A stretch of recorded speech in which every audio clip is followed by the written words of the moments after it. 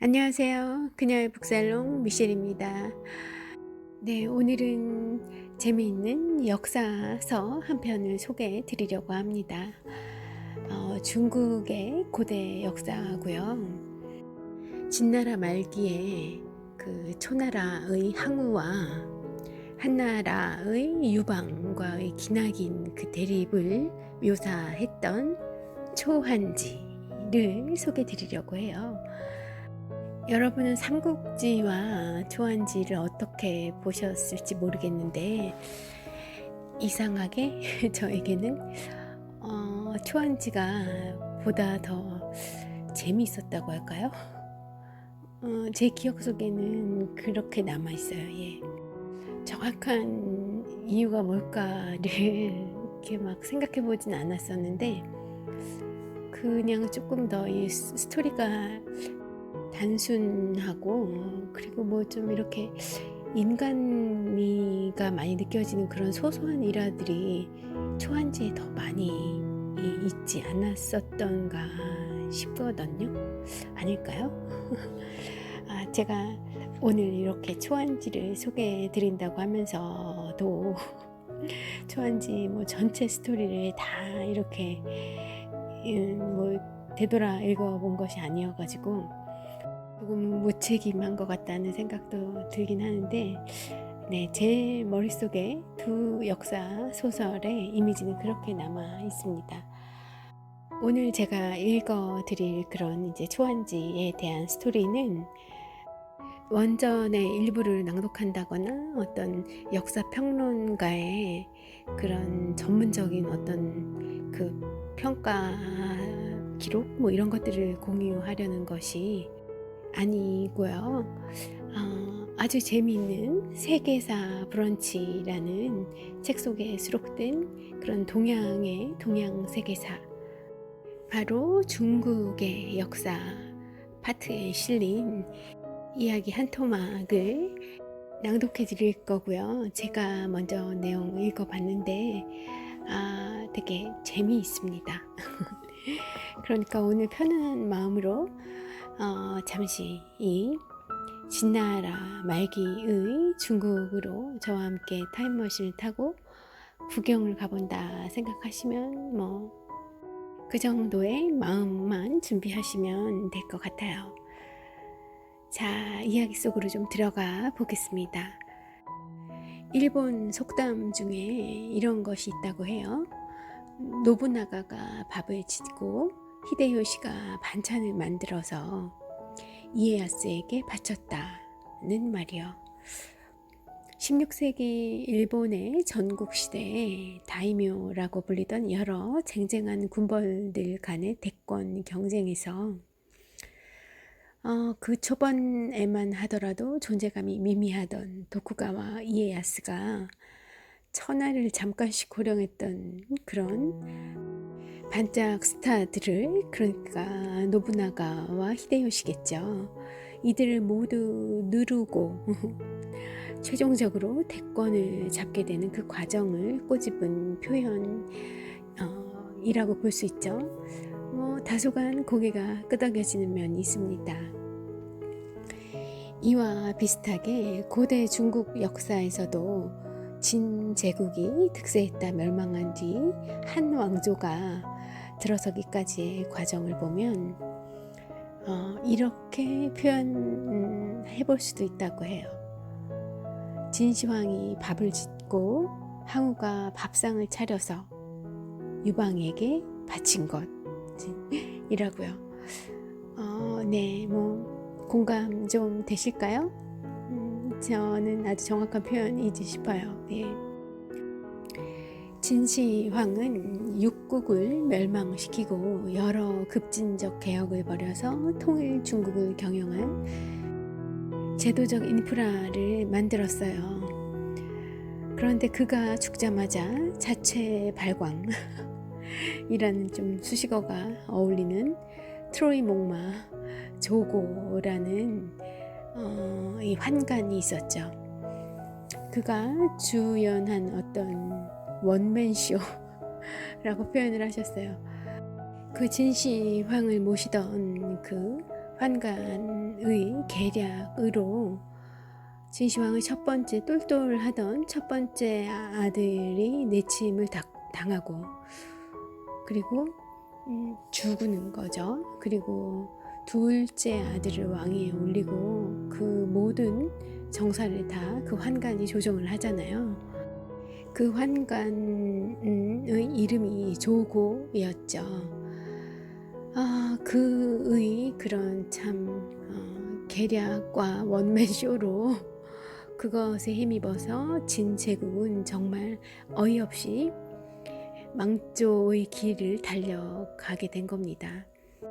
그런 덕분에 이런 항우와 유방의 그런 또 맹활약이 더 두드러지고 결국에는 모든 것을 평정한 유방의 한 제국의 시대가 열리게 되는 거고요. 망해가는 진나라 말기의 상황에서 중국의 역사상 최강 전사라고 해도 손색이 없는 항우가 등장해서 진나라의 잔존 세력을 모두 처치하고 그리고 저마다 천하의 지분을 주장하던 여러 반란 세력들도 모두 다 평정을 하게 됩니다.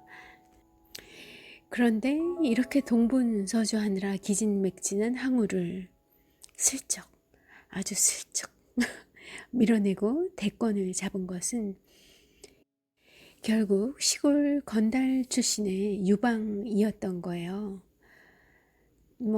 이런 식의 요약 정리는 지나친 단순화일지도 모르겠습니다만 지나치게 단순한다면 아주 정확한 팩트가 사실 앞서 말씀드린 그런 내용인 거예요. 그런 말로 요약할 수 있는 진시황이 밥을 짓고 항우가 밥상을 차려서 결국 유방에게 갖다 바친 것, 이렇게 될 수 있는 결과론적으로 보면 그렇게 된 겁니다. 사마천의 사기에 따르면 유방은 황제에 오른 뒤 공신들과 연애를 가진 자리에서 이렇게 물었다고 해요. 자, 그대들은 숨김없이 말해보시오. 어째서 내가 천하를 얻은 자가 되었는지, 또 어째서 항우가 천하를 잃은 자가 되었는지 라고 그 공신들에게 질문을 던진 겁니다. 신하들이 이런저런 답들을 했겠죠. 그러자 이 몇몇 신하들이 내놓는 이런저런 분석을 듣던 유방은 스스로 이렇게 이야기합니다.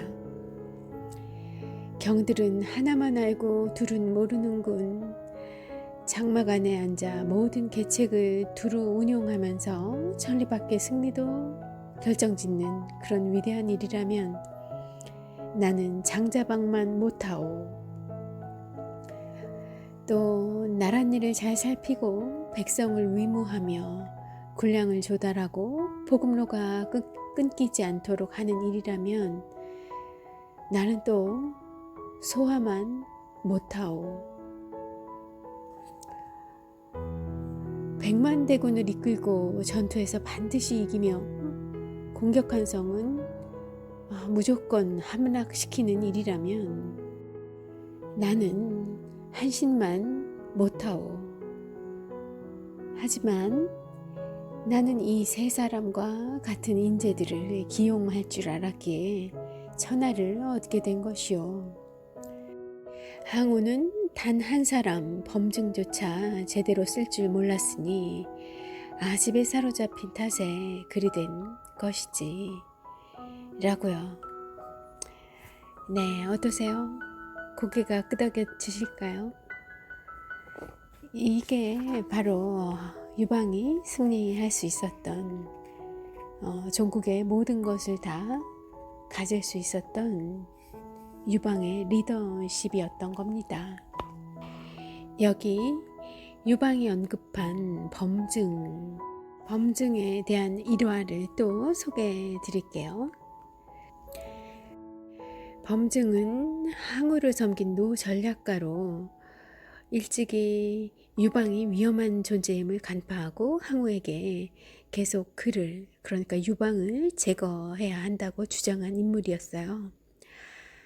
이 사기의 내용에 따르면 범증은 항우가 진의 수도 함양을 함락한 뒤 유방을 초청해서 개최했던 그 홍문의 연회에서 유방을 죽일 계획을 세웠지만 항우가 결국 머뭇거리다가 유방을 놓아주는 것을 보고 이렇게 탄식했다고 합니다. 젠장, 애송이하고는 함께 이를 도모할 수가 없구나 라고요. 여기서 범증이 사용한 더벅머리 아이 수, 아이, 아들 자자 라고 그 원문에 사마천 사기에 그렇게 표현이 된 수자라는 표현을 썼어요. 이는 항우를 가리킨 표현이었던 거죠. 자기가 모시던 주군이 바로 항우였는데 자기가 보기에는 이 유방이라는 사람이 매우 능력 있고 그렇기 때문에 지금은 항우에게 형님하고 굽실대지만 항우를 형으로 받들지만 분명히 그는 후에 항우보다 더 높고 크게 될 사람임을 알아본 거예요. 그의 그 적수로서 위험하다고 여겨질 만한 그의 잠재력과 가능성, 그 역량을 높이 본 거죠. 그래서 초반에 제거를 해야 된다고 자신의 주군에게 제안을 했는데 그거를 관철을 못 시키는 거예요.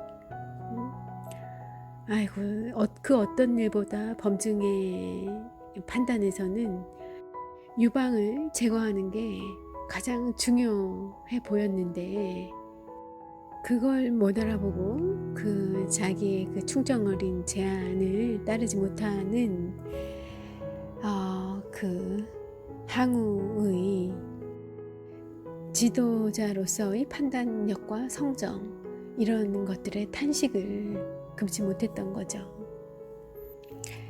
유방을 놓친 것이 너무나 분해서 자기 주군을 애송이 혹은 애새끼라고 뒤에서 욕하며 분을 토로하고 있는 것이죠. 얼마나 안타까웠으면 그랬을까요? 아니나 다를까 항우는 이후 유방의 정치공작에 말려들어 서서히 범증을 의심하며 멀리하게 되었고요. 결국 실의에 빠진 범증은 병에 걸려 죽게 됩니다. 당대 최고의 전략가를 잃은 항우의 운명은 이미 이때 정해진 셈이죠. 후대에 와서 이제 저희들이 쭉 이 객관적인 시선으로 놓고 본다면 일찌감치 이 항우와 유방의 싹이 달랐다고 할까요? 그런 한계를 진작부터 항우는 좀 가지고 있었던 것 같아요. 초나라 명문 귀족의 후예인 항우는 매사에 체면과 모양새를 중요시했던 것으로 보인다. 그뿐만 아니라 항우는 자존심과 허영심도 상당했던 것으로 보이죠. 그런 점을 알려주는 또 일화를 하나 소개해 드릴게요. 진의 수도 함양에 입성하여 진시황이 세운 아방궁을 불태우고 그 아방궁에 엄청난 보물들이 있었을 거잖아요. 그 황실의 보물들을 다 긁어 모은 뒤 그런 후에 보인 항우의 행태를 사마천 사기에서 이렇게 전하고 있습니다. 항우는 진나라 궁전이 불에 타 폐허가 된 것을 보며 문득 강동, 그러니까 자신의 고향이에요. 항우의 고향. 문득 강동에 돌아가고 싶은 마음이 생겨 말하기를 부귀를 얻은 자가 고향으로 돌아가지 않는 것은 마치 잘 지은 옷을 입고 밤에 돌아다니는 것과 같으니 그 누가 알아주겠는가 했다. 누군가 이를 평하기를 초나라 사람은 귀 둘레에 관을 쓴 원숭이에 불과하다더니 과연 그렇구나 했다.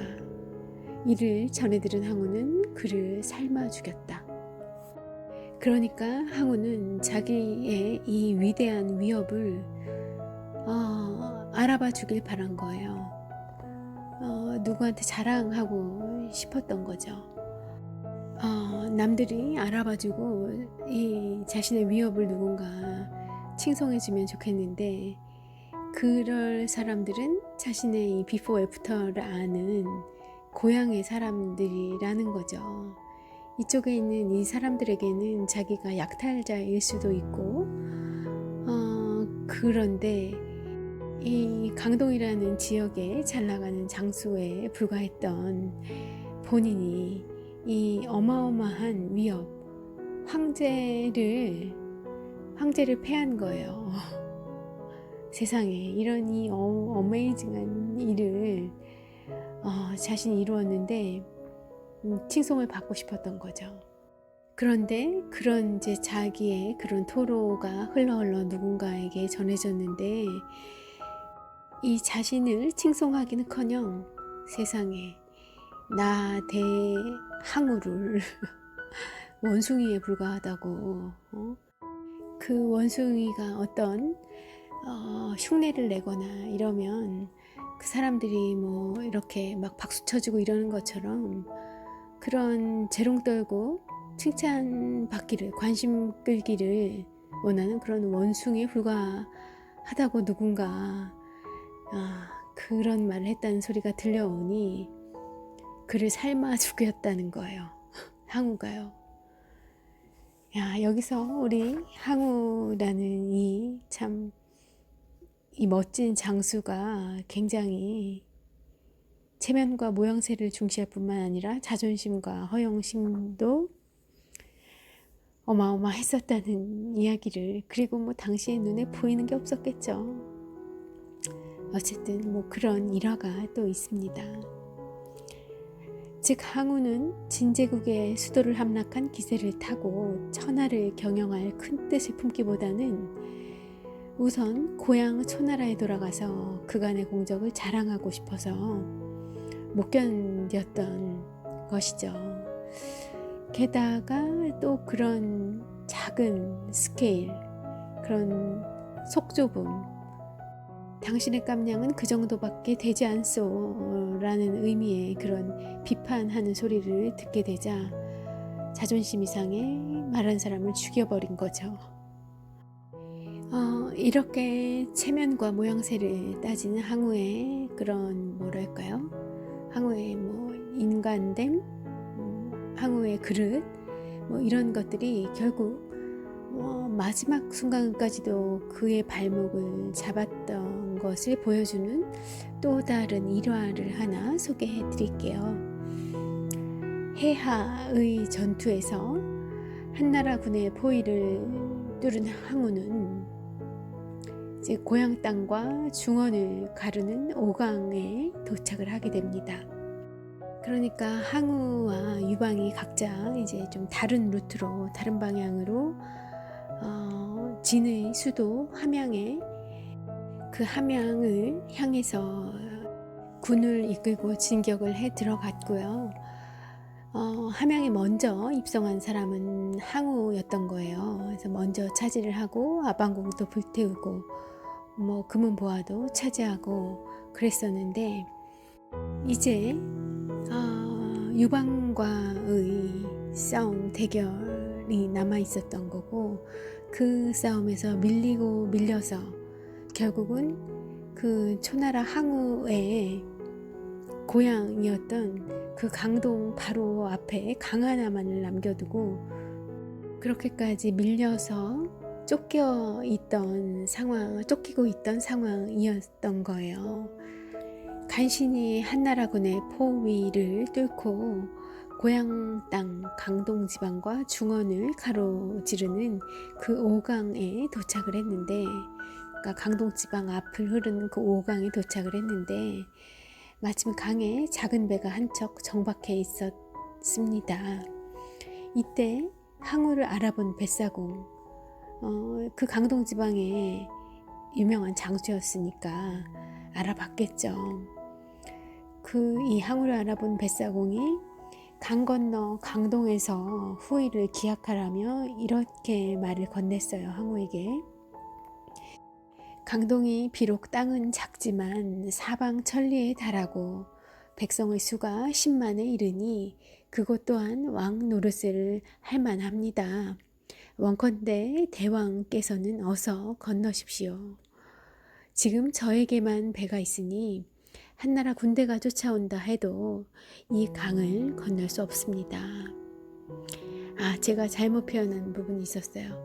이 항우는 강동의 대왕의 아들이었던 거예요. 장소에서 시작을 했지만 이런 난을 겪는 중에 다 돌아가시고 대왕의 위치에 올라가 있었던 거죠. 그런데 이 사공의 진심 어린 제안을 들은 항우가 웃으면서 다음과 같이 대답을 합니다. 하늘이 나를 망하게 하려는데 내가 건넌들 무얼 하겠는가. 또한 내가 예전에 강동 젊은이 8,000명과 함께 강을 건너 서쪽으로 갔는데 지금 한 사람도 살아 돌아오지 못했으니 비록 그 부모 형제들이 나를 불쌍히 여겨 왕을 시켜준다 한들 무슨 면목으로 그들을 본단 말인가. 설사 그들이 아무 말도 하지 않는다 해도 어찌 나 스스로 부끄럽지 않을 수 있겠는가 라고요. 이렇게 말한 뒤 항우는 추격하는 한나라 군 쪽으로 말을 돌려 장렬하게 싸우다가 결국 부상을 입고 자살을 합니다. 하지만 사기의 이 대목에는 약간 의아스러운 점도 있긴 해요. 어쨌건 일단 5강까지 온 것은 강 건너로 도망가기 위해서가 아니었을까요? 갈 데가 돌아갈 곳이 고향밖에 없었기 때문에 그리로 향한 것은 아니었는데 어쨌든 돌아가고 싶어서 이 강동 방향을 향해서 온 건데 참 그런데 왜 항우는 갑자기 막판에 마음을 바꾼 걸까요? 이 작가의 작가의 의견으로는 그 뱃사공의 말이 결정적으로 항우의 자존심을 상하게 하지 않았을까 하는 겁니다. 이른바 염장샷이 된 거죠. 그 뱃사공의 진심이 염장을 질렀던 겁니다. 이 자존심 세고 허영 이런 것 인정받는 거 좋아하고 이런 성정을 가진 그 항우라는 남성에게 염장샷이 되어버린 거죠.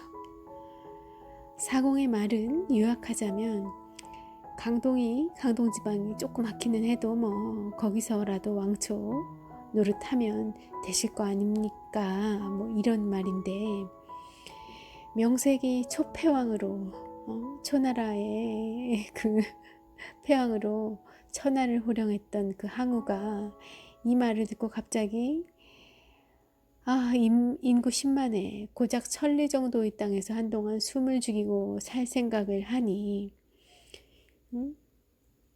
얼굴이 화끈거렸던 거죠. 이제 자기는 천하를 보아 버린 이후에 항우잖아요. 예전에 비포의 항우가 아니라 애프터가 된 이후에 항우였던 거죠. 그래서 속된 발로 얼굴이 팔려서 갑자기 마음을 바꿔 그저 장렬히 싸우다가 죽기로 결심한 것이 아닐까 짐작해 볼 수도 있다는 겁니다. 장렬히 정사하다 죽음으로써 불멸을 택하는 편이 더 낫다라고 생각을 했었을 수도 있겠네요. 이렇게 이러해서 볼 수 있듯이 항우는 너무나 경직되어 있었던 반면에 유방은 유연해야 할 때, 또 비겁해야 할 때, 그리고 무엇보다도 뻔뻔해야 할 때를 아는 인간이었던 겁니다. 맞아요. 아주 능글능글했죠. 능글능글했던 것 같아요. 제 기억 속에도. 그래서 좀 잘 이 뭐지? 막 그랬어요. 조금 더 제가 순수할 때 이 초안지를 접했던지라 제 눈에는 사실은 생긴 것도 항우가 더 멋지고 그 패기와 또 그 유명한 그 사랑 이야기 있잖아요.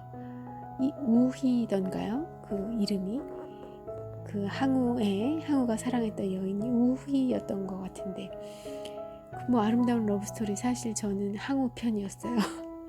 그런데 이 뭐 그냥 조금 참 이 별 볼 일 없어 보이는 이 유방이 이기더라고요. 유방의 넉살을 보여주는 에피소드는 많이 있지만 또 대표적인 그런 아주 압권이 되는 이야기를 하나 소개해 드려볼게요. 유방은 기원전 205년 초나라 수도인 팽섬을 직접 공략하다가 오히려 항우의 역습을 받고 대패를 하게 돼요. 그런 와중에서 이제 유방의 아버지 부친인 유태공, 농사꾼 출신이었지만 아들이 이제 한 왕의 위치에 오르게 되면서 이제 나중에 유태공이 되었죠. 예. 그 항우의 역습을 받고 그 이제 싸움에 패하면서 이 항우가 인지를 잡아간 거예요. 유태공과 그의 아내 여씨 부인을요. 그러니까 유방의 아버지와 어머니를 데리고 가서 인질로 삼은 거예요. 그래서 그 둘이 항우에게 볼모로 잡히는 처지가 되었고, 그러다가 그런 상태에서 전세가 항우에게 불리하게 돌아가자 이제 항우가 그 다급한 마음에 이제 아주 그 강한 방법을 쓴 거죠. 인질로 잡고 있던 유방의 부친을 부뚜막에 올려놓고 유방에게 항복하라고 협박을 해요. 또 이 그 협박을 어떤 식으로 했는지 사마천의 사기에 전해지는 바에 따르면 대단합니다. 또 한번 구경해 보시죠. 유방과 항우의 기싸움을 구경하자는 말씀을 드린 거예요. 자, 사기에 나오기를 이렇게 표현되어 있습니다. 항우가 한왕 유방에게 말하기를 당장 항복하지 않으면 내 아버지, 그러니까 태공이죠.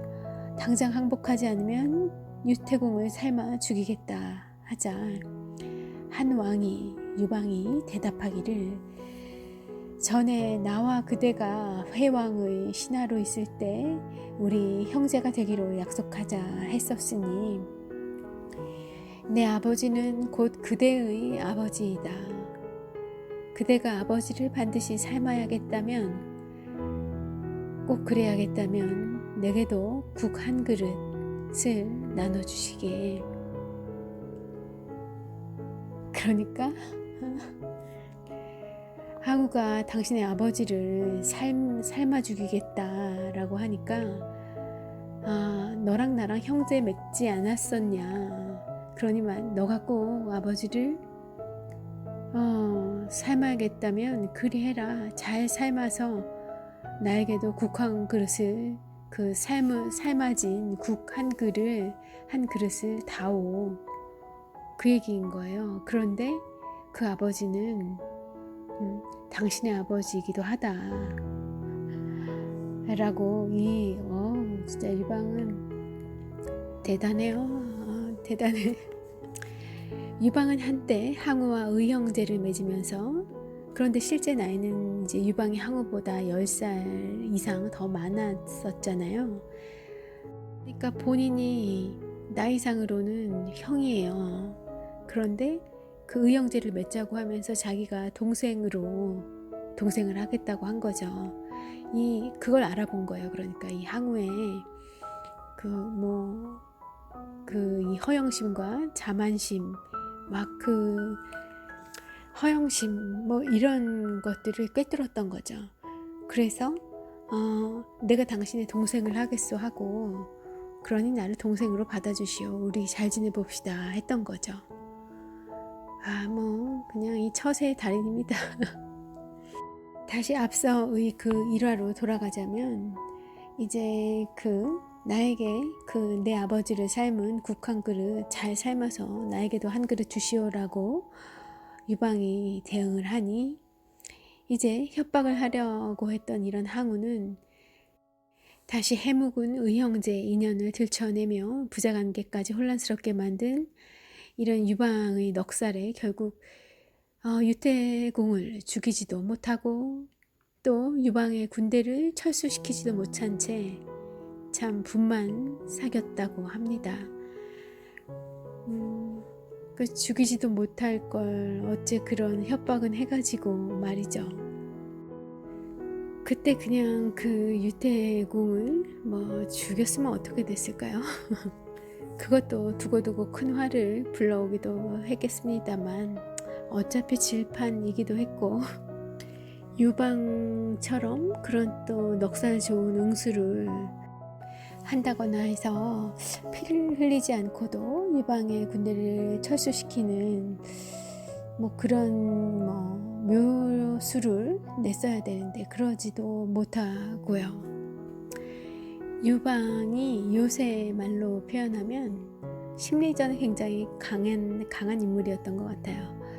그리고 이 항우를 되게 꿰뚫어 봤었고 그 또 꿰뚫어 보기 위해서 어쩌면 그런 염탐, 언젠가는 꼭 부딪혀서 이겨내야 할 사람이기 때문에 본인이 동생의 위치를 자처하고 가서 그에 대해서 미리 파악을 해 두었던 건 아닐까 하는 생각도 들고요. 이 말이 떠오르네요. 그러니까 유방에게는 일찌감치 다 계획이 있었던 겁니다. 뭐 좀 동의되시지 않나요? 그에게는 이런 뭐 어디에도 언급되어 있지 않지만 뭐 제가 잘 몰라서 그럴 수도 있지만 그 아주 큰 계획이 있었던 거예요. 그리고 굉장히 많은 사람을 들었다 놨다 하면서 그 항우뿐만이 아니라 본인이 거느렸던 그 수많은 그 적재적소에 활용을 했던 그 인물들이 있어요. 그 인물들도 아주 적절히 들었다 놨다 이렇게 썼다 저렇게 또 뒤로 보냈다 그러면서 이 처세술과 용병술의 달인이 바로 유방이 아니지 않았었을까 합니다. 자, 이제 유방이 황제가 된 이후로 좀 이제 시대를 옮겨가 볼게요. 유방은 황제가 된 뒤 처음에는 공신들에게 봉토를 나누어 주고 왕과 제후도 시켜주면서 잘 대접했지만 곧이어 이런저런 구실을 들어 하나씩 숙청에 갔습니다. 이렇게 유방의 손에 제거된 공신들 가운데는 불세출의 군사 지휘관 한신도 있었죠. 한신은 당시로서는 상식을 초월하는 여러 전술, 가령 병법에서 금기로 하는 그런 배수진 뭐 이런 것 등 여러 전술을 동원하여 항우를 무찌르는데 결정적인 공로를 세운 인물이지만 결국 유방에게 반란모의 혐의를 뒤집어 쓰게 되어 그리고 팽당하죠. 이 팽이라는 말 우리 한국인들에게는 너무나 유명한 그런 고사성어가 있죠. 토사구팽이라고요. 이 토사구팽이라는 이디엄이 불멸의 명성을 얻게 된 것은 실은 이 한신을 통해서였다. 이 한신의 일화에서 토사구팽이라는 이제 고사성어가 생겨난 것이고요. 사마천에 따르면 한신은 향후의 고향 초나라 지역을 물려받아서 초왕으로 있었어요. 그러니까 이 유방이 황제가 된 이후에요. 그런데 얼마 지나지 않아서 곧 반역 혐의로 유방에게 체포가 됩니다.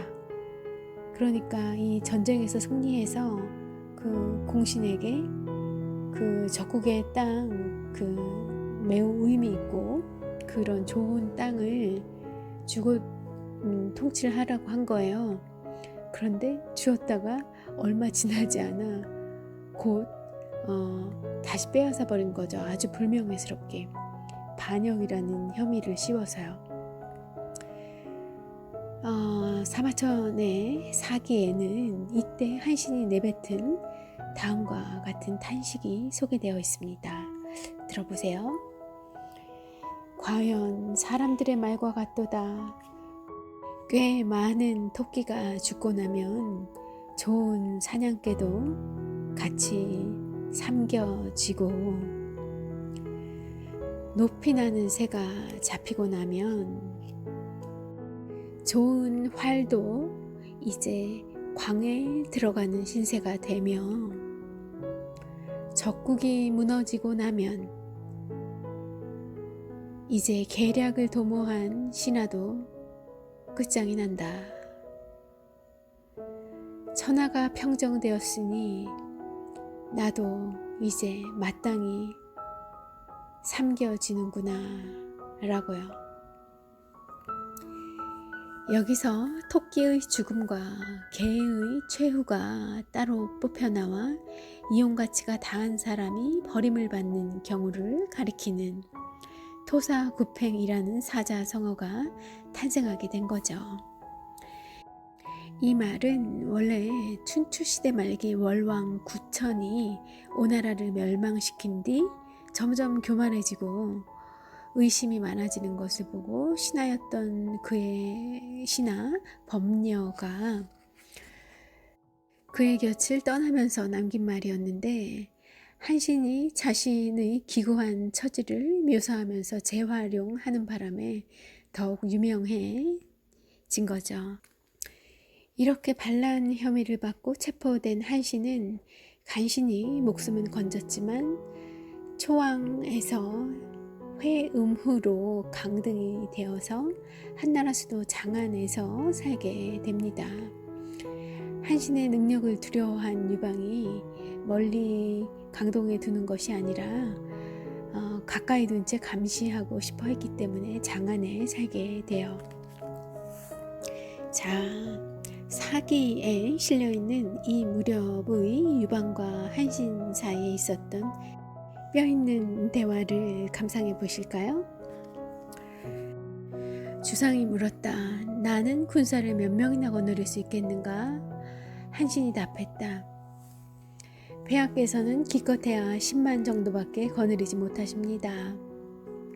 주상이 그럼 자네는 어떠한가 하니 한신이 이야기합니다. 소신이야 많으면 많을수록 좋사옵니다 하고 답했죠. 예. 주상이 웃으며 많으면 많을수록 좋다. 그런데 자네는 왜 나한테 잡힌 것인가? 라고 묻자 한신이 이렇게 이야기합니다. 폐하께서는 병사들을 거느리는 데는 능하지 않으시지만 장수들을 거느리는 데는 뛰어나십니다. 이것이 제가 폐하에게 잡힌 까닭이옵니다. 폐하의 능력은 하늘이 내리신 것이요 사람의 힘으로는 되는 바가 아닙니다. 했죠.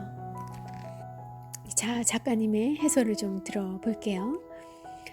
우선 눈에 띄는 것은 호칭의 문제다. 한신은 유방을 꼬박꼬박 폐하라고 깍듯이 칭하는 반면 유방은 한신을 그냥 자네라고 부르는 것부터가 두 사람의 달라진 위상을 반영한다. 한창 잘 나갈 때 한신은 자신의 군대를 거느리고 있으면서 유방이 항우를 공격하라고 하자 전리품으로 받을 봉토부터 제게 먼저 약속을 해주십시오 라고 했을 정도로 이 유방과 한신의 관계는 거의 대등한 관계에 있었던 겁니다. 그런데 이제 유방은 천자가 되었고 한신은 봉토마저 빼앗긴 그런 이제는 봉토도 없는 허울 좋은 후작으로 전락한 거예요. 한신이 유방에게 군사들을 지휘할 능력은 없지만 장수들은 잘 지휘한다고 대답한 것은 병주고 약준 격이지만 유방이 병법보다는 조직과 인재 경영의 귀재였다는 점에서는 일리가 있는 그런 말입니다. 한신이 말한 많으면 많을수록 좋다. 즉 다다익선은 토사구팽과 함께 이제 너무도 유명한 고사성어가 되었습니다. 참고로 뭐 아시겠지만 이 사기에 뭐 굉장히 많은 우리가 거의 뭐 알고 있는 모든 100% 모든이라고 할 수는 없지만 그런 유명한 고사성어들은 다 이 사기에서 이 정의된 그 이런 일화를 가지고 있는 그런 고사성어들이 거의 대부분이라고 하더라고요. 그만큼 이 사마천의 사기가 대단한 역사책이라는 거예요. 역사책으로서도 그렇고 그게 또 그 안에 담긴 이 고사성어 안에 담긴 스토리가 어마어마하다는 거죠. 좀 이런 일반적으로 역사서라고 하는 것들, 정사, 그러니까 삼국지와 삼국지연의 두 개를 놓고 볼 때 삼국지가 정사잖아요. 그런 이제 정사 계통에서는 그런 볼 수 없는 그런 이 어마어마한 스토리가 담겨져 있고 그것이 또 이 사기가 오늘날까지 빛이 나는 중국의 30여 개의 역사서가 있다고 하더라고요. 현재까지 고대부터 현재까지 쭉 긴 역사에서 30여 가지 역사서가 있는데 그 중에서 제일 첫 번째가 바로 이 사기가 위치하고 있는 게 그런 이 이유 때문이라고 하더라고요. 생각나서 말씀드렸고요. 다시 이야기를 돌아가서 한신은 이렇게 간신히 목숨을 부지하다가 기원전 196년에 유방이 북방의 반란을 진압하러 장안을 떠난 사이에 유방의 아내이자 음모의 화신인 여황후에게 모반죄를 뒤집어쓰고 처형당하게 됩니다. 이제 그 북방의 반란을 진압하고 돌아온 그 유방이 이 사실을 보고받고 크게 슬퍼했다고 하는데 그렇다고 또 관련자들을 크게 문책하지도 않았으니 악어의 눈물이었을 가능성이 크죠. 모르죠. 가기 전에 지시를 하고 가지는 않았었을런지. 네, 뻔뻔함. 바로 이게 유방의 넉살이고 또 뻔뻔함입니다. 공신들도 가차없이 제거하는 단호함을 갖추었으며 저는 이걸 단호함이라는 그 긍정적인 표현으로 표현하는 것에 좀 거부 반응이 있네요. 예. 어쨌든 그런 단호함을 갖추었으며 업무 분담뿐 아니라 책임 전가에도 능했던 그렇죠. 이 책임 전가에도 능했던 풍운하 유방 이 세운 통일 왕조 한 제국은 이후 400년간 장수했습니다. 그래도 조선왕조 500년에 못 미쳤네요. 예. 중국인이 쓰는 문자를 한자, 중국인을 한족이라고 부르는 것에서도 알 수 있듯이 한나라는 이후 중국의 문화적 정체성을 확립한 국가로 평가받고 있습니다.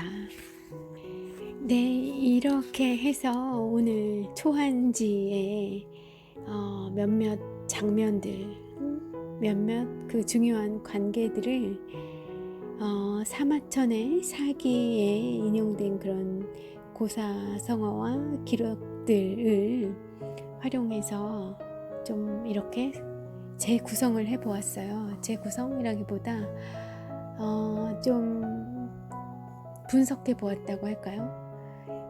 지금 이 오랜 시간이 흐른 이후에 이 다시 보는 초한지